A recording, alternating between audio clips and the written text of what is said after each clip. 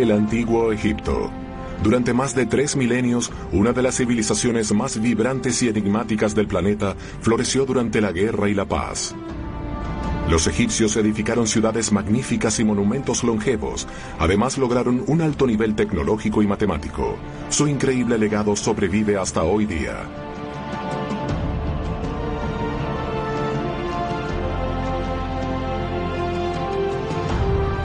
Cuando Egipto se enriquece más, sus vecinos se vuelven más osados. Los arqueólogos han develado la brillante estrategia de los egipcios para repeler invasiones. Es concebida por el más grandioso de sus faraones guerreros, Tutmosis III. Atacando por sorpresa, Tutmosis confía en poder extender y estabilizar las fronteras egipcias. Su plan no tiene precedentes. Sus generales son escépticos y arriesga perderlo todo.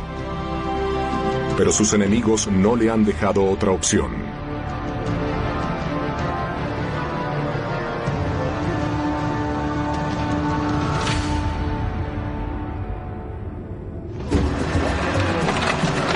Es el año 1457 a.C. y Egipto se encuentra en gran peligro. Los antiguos aliados de Medio Oriente han unido sus fuerzas y amenazan las fronteras de Egipto.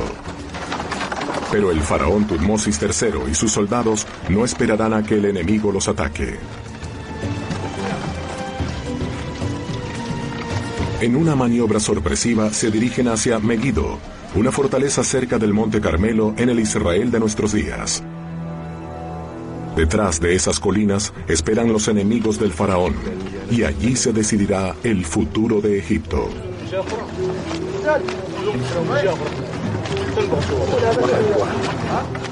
Megido está a 3 semanas de viaje por el desierto y la región circundante, llamada Canaán, ahora una región que casi comprende Palestina y el Líbano, es crucial para la seguridad del imperio egipcio.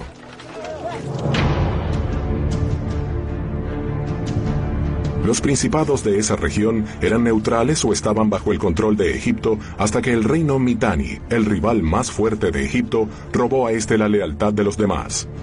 Tutmosis juró destruir la alianza enemiga y proteger su imperio del Nilo de la dominación foránea.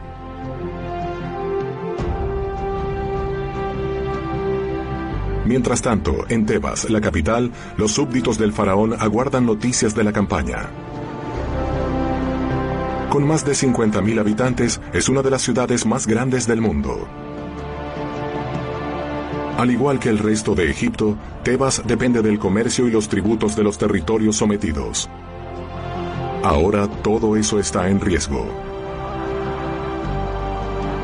Para los egipcios, esta ciudad era el centro del mundo. El tiempo no ha eclipsado su magnificencia. Las ruinas de edificaciones colosales, algunas aún en pie, inspiran admiración. Incluso algunos vivos colores sobreviven milagrosamente al sol abrasador. Algunos bajorrelieves dan fe del glorioso reino de Tutmosis. Cuando fuerzas externas amenazaban el territorio, los egipcios se dieron cuenta, para bien o para mal, de que no eran los únicos en el mundo. En los primeros periodos de la historia de Egipto, el término egipcio era un sinónimo de ser humano. En el nuevo reino comenzaron a reconocer que también eran iguales los extranjeros, sirios, sudaneses, cretenses o cualquier otro. Sus vecinos miraban con envidia la inmensa prosperidad de Egipto. Mientras que ellos sufrían de frecuentes sequías, los egipcios, bendecidos por su geografía, gozaban de cosechas regulares y abundantes. A pesar de que Egipto es 90% desértico, el Nilo irrigaba amplios campos fértiles cuyos granos alimentaban a unas 3 millones de personas. Tanta abundancia fácil produjo una de las sociedades más estables de la historia antigua. El comercio permitió que los hijos del Nilo aumentaran sus riquezas, pudiendo financiar los monumentos más grandes del mundo. Las pirámides.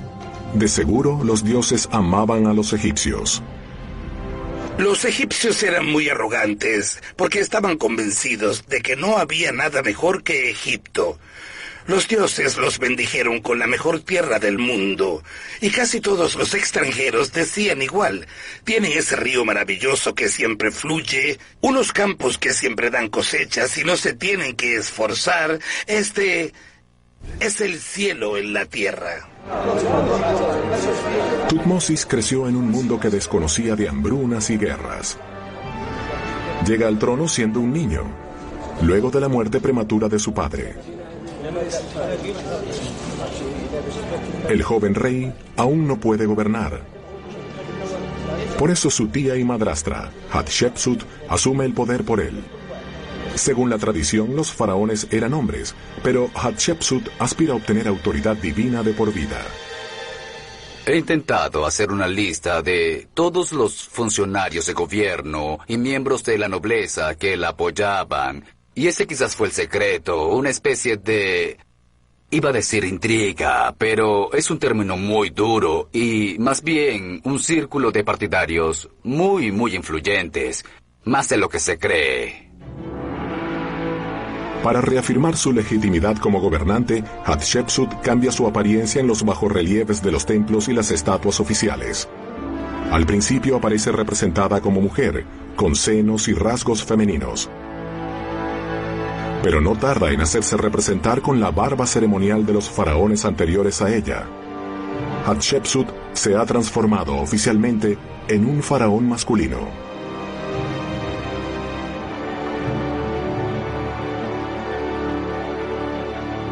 A pesar de que Tutmosis era su enemigo en potencia, Hatshepsut puso su educación en manos de los mejores maestros. Él aprendió astronomía, matemáticas, religión y medicina. Le enseñan sobre las grandes victorias de Egipto, pero también le advierten sobre el gran peligro que enfrenta Egipto, la dominación extranjera.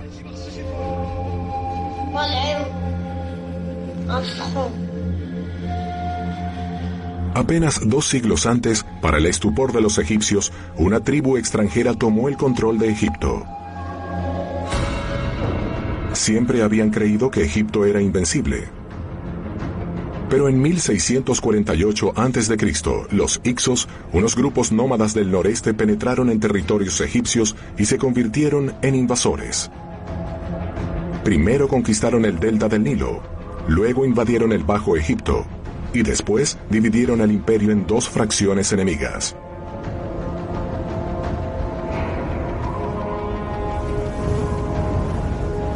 Por milenios el territorio había sido resguardado por sus fronteras naturales. Desiertos inhóspitos bordeaban el país de este a oeste, lo que hacía casi imposible cualquier intento de invasión.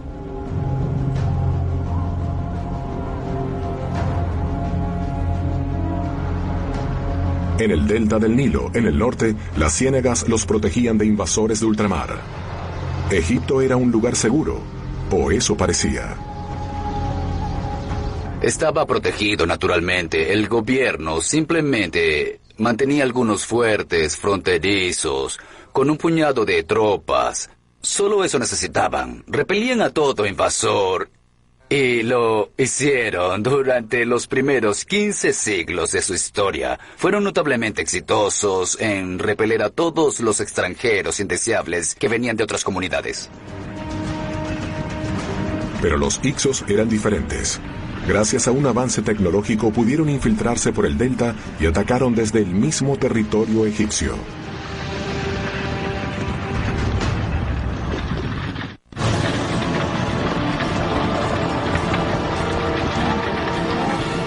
Para invadir Egipto, los Hicsos usaron una invención terrorífica: el carro de guerra. Gracias a su superioridad tecnológica, expulsaron a las milicias egipcias hasta las selvas del sur. Los egipcios carecían de poder para repeler un ataque tan veloz, pero luego combatirían heroicamente para recobrar su país. El rey Taha II, ancestro de Tutmosis, luchó en vano contra los Hicsos. Es muy probable que haya muerto en combate de un hachazo. El ego de los egipcios sufrió un duro golpe cuando fueron invadidos por gente que ellos despreciaban y los invadieron con éxito por 108 años. Eso golpeó su orgullo y toda su visión del mundo. El sucesor de Ptah II, el rey Ahmose, gobernante de Tebas, puso fin a esta dominación extranjera. Los arqueólogos han reconstruido este bajorrelieve, la única prueba de su victoria contra los Hicsos. Ahmose había aprendido de sus enemigos y los venció dándoles de su propia medicina. Construyó carros de guerra para sacarlos. Ahmose reunió el norte y el sur de Egipto, lo cual anuncia lo que se conoce como el Nuevo Imperio, cuando los faraones juraron devolverle a Egipto su pasado glorioso y enfrentar toda amenaza extranjera. Pero aparecen nuevas fuerzas enemigas en el Medio Oriente, los Mitanni, una tribu guerrera aún más formidable que los Hicsos, empeñada en expandirse.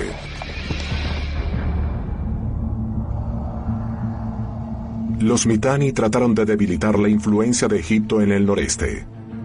Forjaron alianzas con los gobernantes de la región de Canaán, quienes resienten pagar impuestos a Egipto.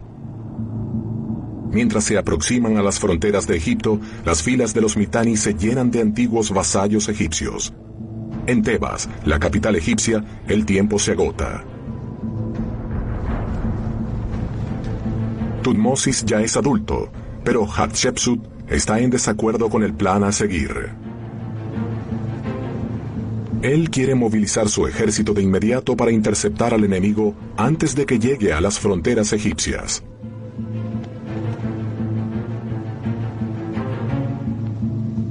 Hatshepsut prefiere esperar, evitar la guerra a toda costa, sobre todo una más allá de las fronteras del imperio.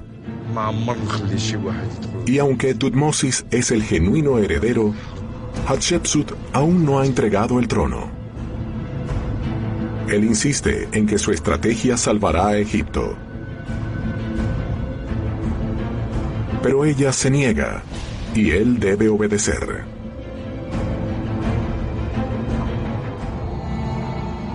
Creo que hay una diferencia entre Hatshepsut, que es conservadora, con un enfoque un tanto retrógrado, enraizado en el pasado, y el joven Tutmosis III, que adopta una visión de participación y expansión y un enfoque dinámico de la vida.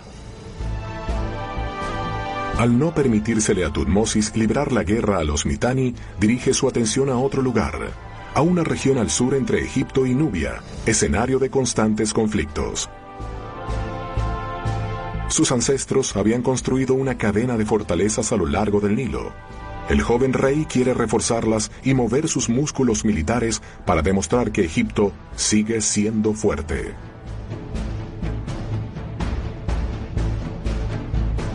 Los nubios, temerarios guerreros, asaltaban constantemente Egipto desde el sur.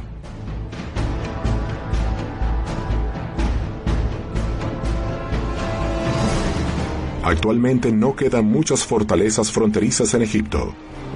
Algunos vestigios quedaron sumergidos durante la década de 1960, cuando la presa de Asuán creó artificialmente el lago Nasser. Sin embargo, gracias a los registros arqueológicos, tenemos una idea de cómo eran. En cada fuerte vivían alrededor de 500 soldados, y estos operaban como ciudadelas amuralladas. Había barracas para los soldados, almacenes para la comida, talleres y templos. Los atalayas ofrecían una vista panorámica de varios kilómetros. Pero estas no solo defendían contra cualquier invasión, también protegían las rutas comerciales.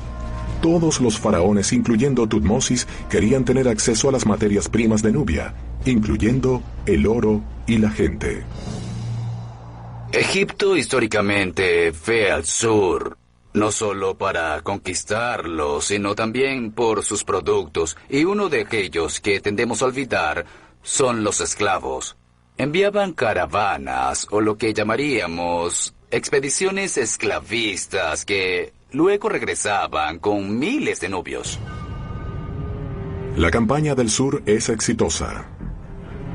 Tutmosis regresa con un gran número de esclavos nubios. Luego sus oficiales los convierten en soldados pagados y privilegiados porque los guerreros nubios eran considerados estupendos arqueros. Equipados con los arcos más novedosos, podían infligir terribles heridas, incluso a gran distancia. Sin hacer muchos aspavientos, Tutmosis crea un ejército poderoso. El faraón estaba convencido de que no podría evitar la guerra contra los Mitanni. Por eso no solo necesitaba buenos soldados, sino más armas. Se encienden los hornos de fundición. En sus talleres militares en Menfis se forjan hachas, lanzas y puntas de flecha en bronce. Las armas en las que los egipcios confían desde hace mucho. Pero Tutmosis cambia un poco su jugada esta vez. Retoma una idea de los antiguos enemigos de Egipto, los Hicsos. Arma a su ejército con carros de guerra. Los egipcios han adoptado y mejorado radicalmente el carro de guerra de sus invasores.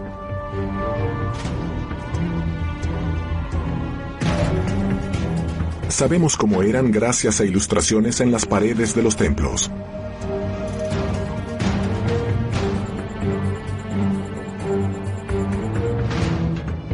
Y a un carro dorado ceremonial encontrado en perfecto estado en la tumba de Tutankamón.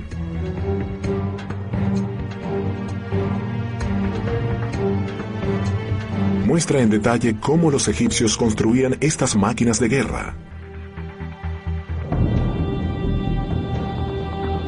Hacían el chasis de madera curva. Las ruedas estaban reforzadas con rayos adicionales. El amplio eje lo mantenía estable, incluso en curvas cerradas. La plataforma de combate era de cuero para reducir los impactos. Además, todo estaba ingeniosamente fijado solo por pernos, hendiduras y tiras de cuero. Todas las partes podían ser reemplazadas, los desmantelaban y los transportaban grandes distancias. Algo nunca antes visto. Esas dos cosas, los carros y los arqueros, se las debían a los Hicsos, sin duda, pero los egipcios lo mejoraron para convertirlos en dos elementos cruciales de su ejército. A pesar de que Hatshepsut sigue al mando, su salud es frágil. Entretanto, Tutmosis ha reunido a más de 12.000 hombres, el ejército más grande de sus tiempos.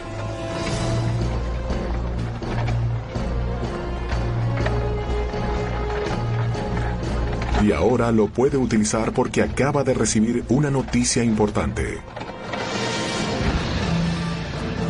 Hatshepsut ha fallecido. Tutmosis aprovecha esto por él y por Egipto.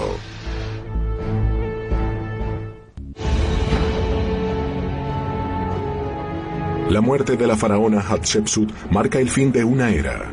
Su mausoleo es un templo inmenso en Tebas, construido durante su vida. Es un homenaje a la era de paz que trajo su reino.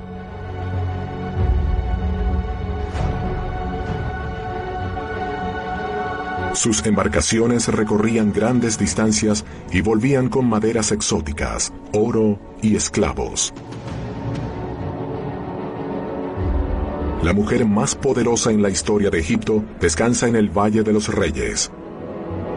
Fue la primera mujer faraona enterrada acá, y su muerte alegra a sus enemigos. En todo el mundo se comenzó a saber que ya había comunicaciones. Entonces las fuerzas que querían volver a penetrar en Egipto pensaron que ya había llegado la hora. Según la costumbre, se guardaba luto por la muerte de un gobernante durante 70 días, lo que le daba tiempo a los enemigos de Egipto al este para crear una fuerza conjunta.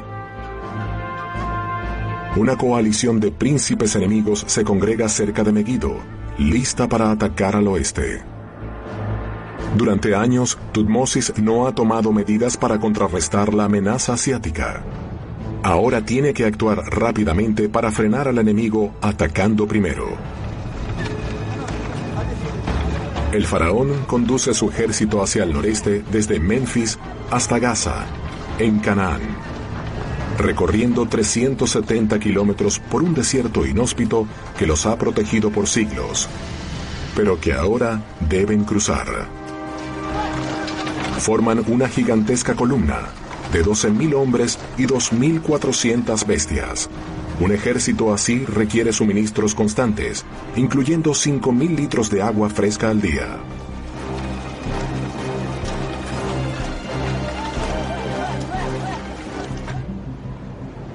Hasta hace poco, nadie sabía cómo lo habían logrado. Pero nuevos descubrimientos han revelado el nivel de previsión y planificación que tuvieron los egipcios en estas campañas en el desierto. Muchos hitos de piedra y millones de fragmentos de barro cocido encontrados en partes remotas del Sahara revelan rutas comerciales olvidadas. Al parecer, enormes caravanas iban aún más lejos que los 200 kilómetros previstos por Tutmosis para llegar a Palestina. Sin camellos para el viaje, los egipcios dependían de bueyes y asnos.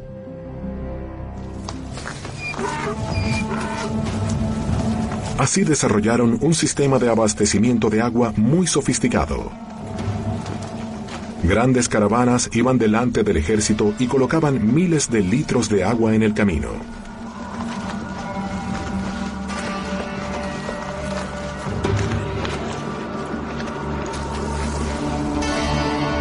Cada 60 kilómetros, estas unidades de avanzada proveían a las tropas egipcias con el vital líquido.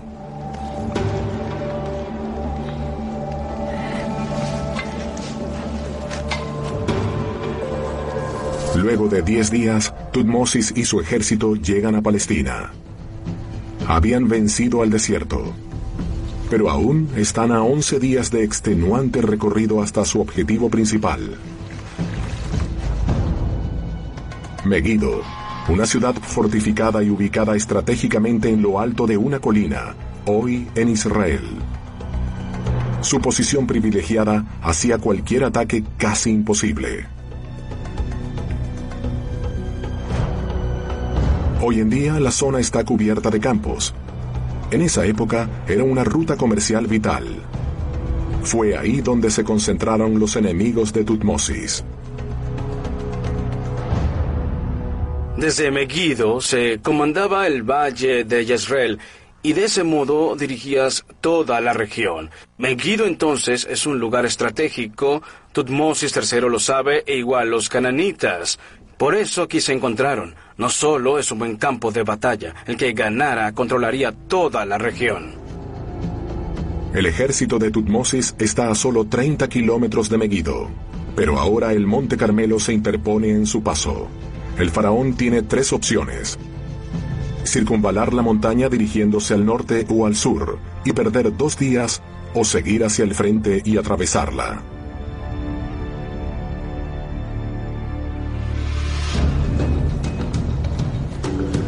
Mientras los soldados descansan, Tutmosis reúne a sus generales en un consejo de guerra. Según sus generales, las montañas son traicioneras y es una tontería cruzarlas. Sus generales son tajantes. Los soldados ya han marchado por 3 semanas y cruzar la montaña los podría agotar antes de la batalla.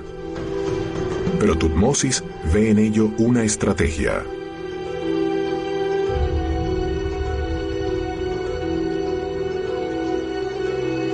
El plan de acción del faraón en este momento crucial está inmortalizado en los muros del templo de Karnak.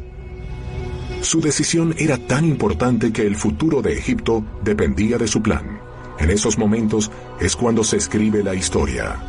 Como se ve en estos textos jeroglíficos, que son, de hecho, pasajes del diario del rey, del faraón dijo: no, voy a atravesar el paso estrecho para no dar ninguna impresión al enemigo de que soy débil o cobarde. Tutmosis da la orden de avanzar directo por las montañas. razona que si los generales le han recomendado no usar esta ruta impredecible, seguramente sus enemigos no esperan que lo haga. Una fila estrecha de hombres sube serpenteando las montañas. Los carros desmontados retrasan el avance.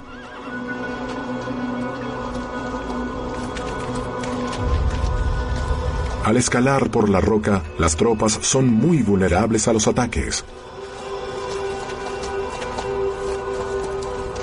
Pero Thutmosis sabe que no hay marcha atrás. Ya no puede cambiar de decisión.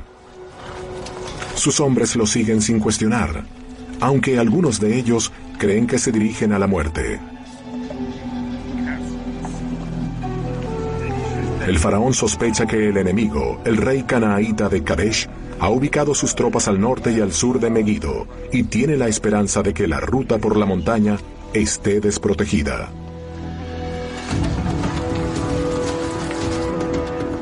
Las tropas egipcias luchan por seguir cuando el camino por las montañas se vuelve cada vez más estrecho.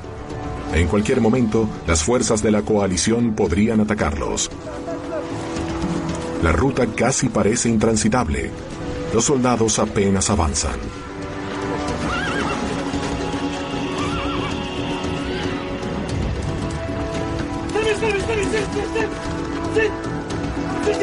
Thutmosis teme que sus generales hayan tenido razón.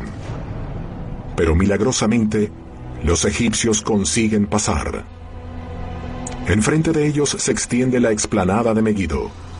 Superaron un obstáculo, pero el más grande aún espera. La batalla crucial está por comenzar. Al amanecer, los egipcios lanzan un ataque sorpresivo al campo enemigo. El rey de Kadesh se da cuenta de la estrategia demasiado tarde. Le había permitido a Thutmosis y a su ejército de 12.000 soldados pasar las montañas sin impedírselo, y subestimando la habilidad bélica del faraón, había posicionado sus tropas en otra parte. Este error le significó el desastre, porque los egipcios superaron en número el resto de los soldados que le quedaron.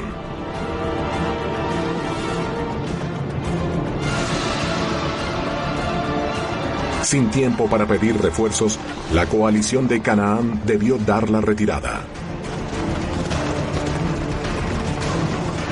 El rey de Kadesh espera el momento para huir a salvo con sus tropas.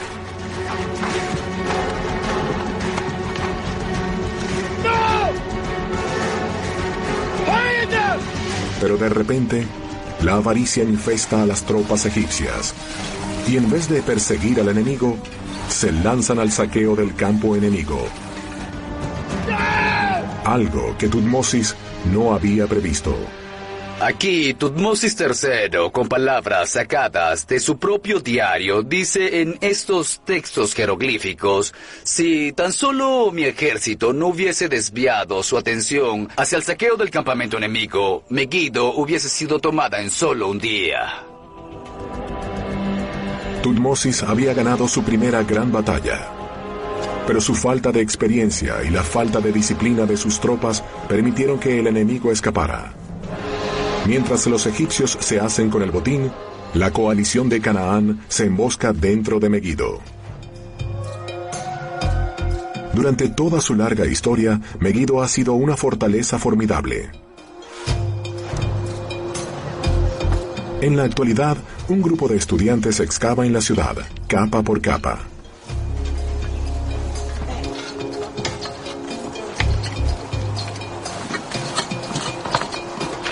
Extraen la arena que ha cubierto miles de años de civilización para llegar a los cimientos de la ciudad que son de los tiempos de Thutmosis III. Los arqueólogos han descubierto fragmentos de alfarería a diferentes niveles que pueden ser datados hasta diferentes períodos históricos. Cuando encuentren los cimientos de hace más de 3.000 años, podrán reconstruir la forma de la fortaleza y sus edificios. Había un palacio en la zona sur de la ciudad. Ubicamos la entrada. Y sabemos dónde estaba el templo. Así que la ubicación de los elementos más importantes de esta ciudad son bien conocidos. Y sabemos que no había grandes muros rodeando el lugar, sino casas conectadas unas a otras, que formaban como una suerte de cinturón de seguridad que protegían a todos sus habitantes.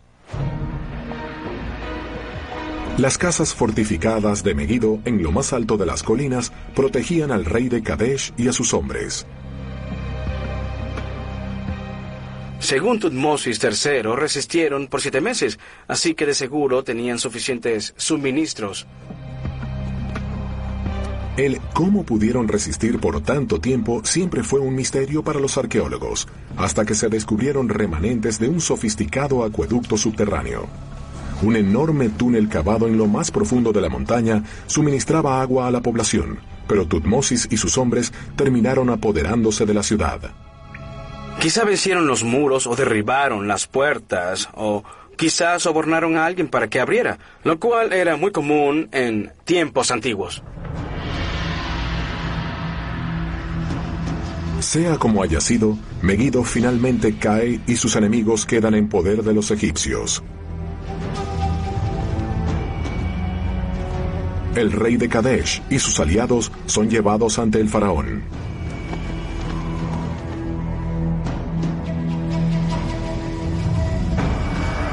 Para Tutmosis es el momento de demostrar su habilidad como líder y hombre de estado para gobernar este territorio conquistado que está tan lejos de su capital en Tebas. Desafiar al faraón es como una blasfemia. Los que lo han retado no pueden esperar clemencia. Sus generales le exigen al faraón ejecutar a sus enemigos, pero el rey de Kadesh ruega por la vida de su familia. Una vez más, Tutmosis ignora a sus generales y sigue su propio instinto para lidiar con sus enemigos. Lo que pasó en ese instante se volvió una costumbre imperial por 4 siglos. Fueron obligados a jurar enseguida nunca rebelarse contra el faraón ni contra Egipto. Igualmente, se les dejó muy bien claro que debían pagar impuestos, tal y como los campesinos egipcios siempre que el faraón y sus ministros lo ordenaran. Y por último, tenían que entregar a todos sus hijos. Tutmosis perdona la vida a los líderes rebeldes, pero toma como rehenes a sus hijos y los envía a Egipto. Ello garantizará que sus padres nunca desobedezcan a su faraón. Una vez en el Nilo, ellos serán criados como egipcios. Las hembras permanecerán en Egipto. Los varones volverían algún día a sus tierras, como reyes vasallos al servicio del faraón. Como egipcio, si quieres conquistar esta región, es más sensato capturar las ciudades y luego convertirlas en capitales egipcias, en bastiones, y gobernar, que fue lo que hicieron. Gobernaron Canaán por 300 o 400 años, desde ciudades como Jerusalén, como Megido, como tantas otras. Era muy sensato. ¿Por qué destruir si es más lógico realizar una ocupación? Tutmosis vuelve a casa triunfante demostrando ser un digno faraón y un poderoso general.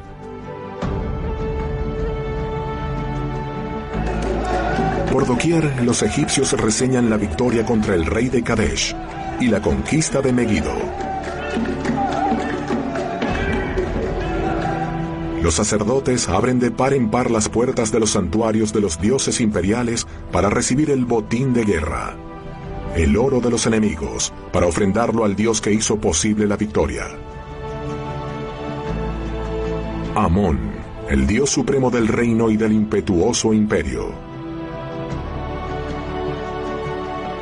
En Tebas, la capital, se sienten más seguros, más protegidos. Pero esa sensación es engañosa.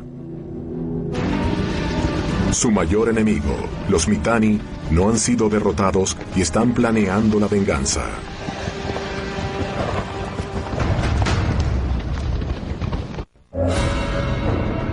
Tutmosis conquistó Megido y dividió la coalición enemiga. Pero los Mitanni no han sido vencidos y la victoria de Egipto es frágil. Durante 10 años después de la captura de Megido, Tutmosis ha guerreado contra los Mitanni, debilitando su frente en la región de Canaán. Pero los Mitanni, renuentes a aceptar la derrota, siguen buscando alianzas contra los egipcios.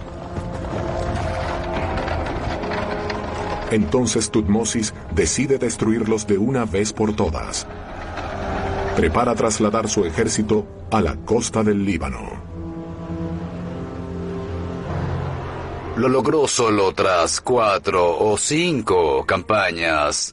Luego consolidaron su control en Palestina, en lo que hoy es Palestina en el sur. Luego dirigió otra campaña contra la costa del Líbano.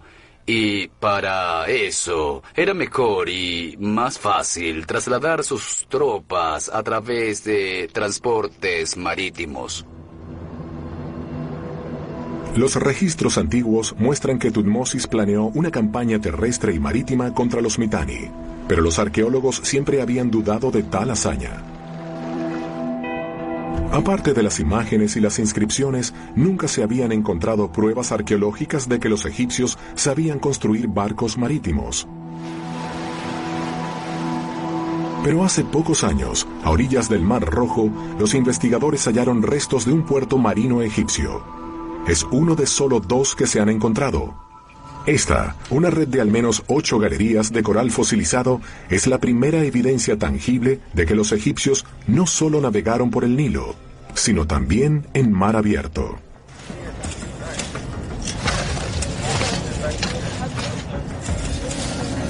Un equipo internacional de científicos descubrió alfarería, restos de troncos de barcos de cedro y textos que demuestran empresas comerciales financiadas por el Estado.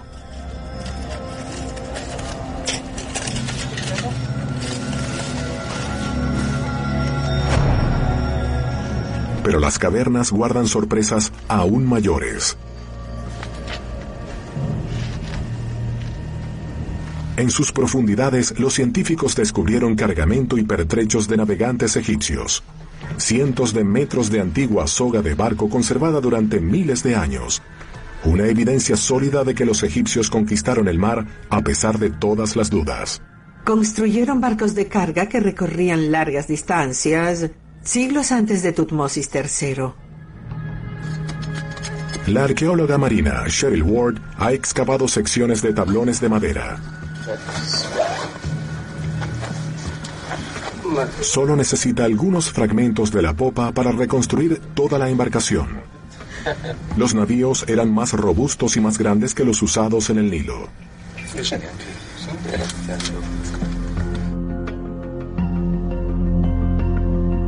Para su construcción, cada uno de estos barcos requería de 20 árboles. Podían transportar a 40 personas y 17 toneladas de carga. Con velas de 15 metros de ancho, podían desarrollar hasta 6 nudos. Iban 3 veces más rápido que un asno. Otra razón de la importancia de este trozo de madera es que muestra cómo estaban ensamblados sus barcos. Usaban grandes espigas de madera y entraban en huecos hechos en cada tablón. Ahí se ven los extremos de las espigas que insertaban en pares. Ahora imagínense muchos otros tablones puestos uno tras otro, con estos grandes trozos de madera sujetándolos. También aquí hay algo que llamamos ligadura. Son cintas de cobre que atravesaban por aquí y unían los extremos de los tablones. Así, la juntura entre los tablones y la quilla era muy ajustada. Esta característica permitía desmantelar los barcos igual que los carros de guerra.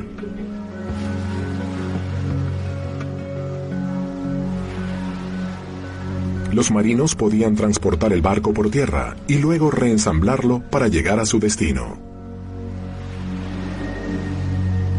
Ese destino era el imperio de los Mitanni, los archienemigos de Tutmosis, a casi 900 kilómetros de Egipto. Tutmosis navega hacia el norte. Sus 170 navíos transportan un enorme ejército. Al tocar el último puerto egipcio, desembarcan y se llevan con ellos algunos de los barcos desarmados. El faraón sabe que todavía deben cruzar el río Éufrates. En una orilla lejana, su ejército se prepara para la guerra.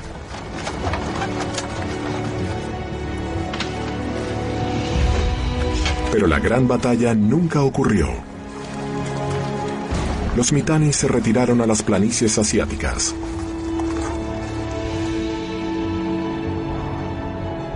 El faraón destruyó sus ciudades, marcó su territorio y declaró la victoria.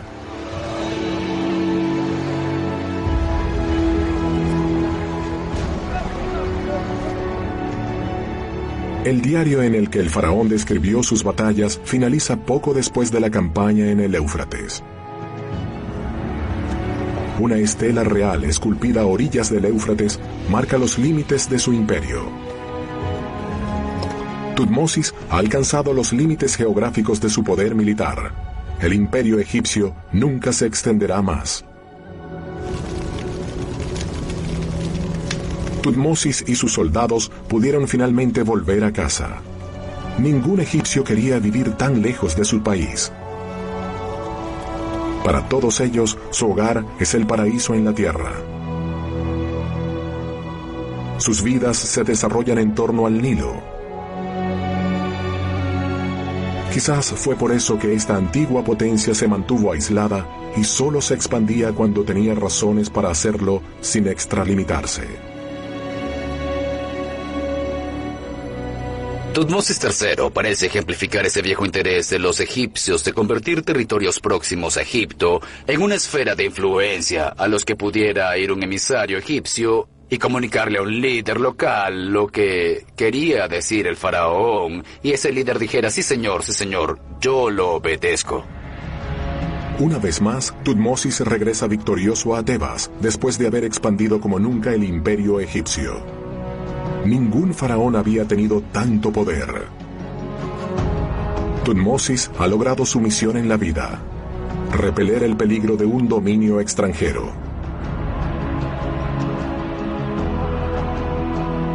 En agradecimiento a los dioses por sus victorias, mandó a extender el templo de Karnak y a decorar sus paredes con animales exóticos y plantas descubiertos en sus campañas.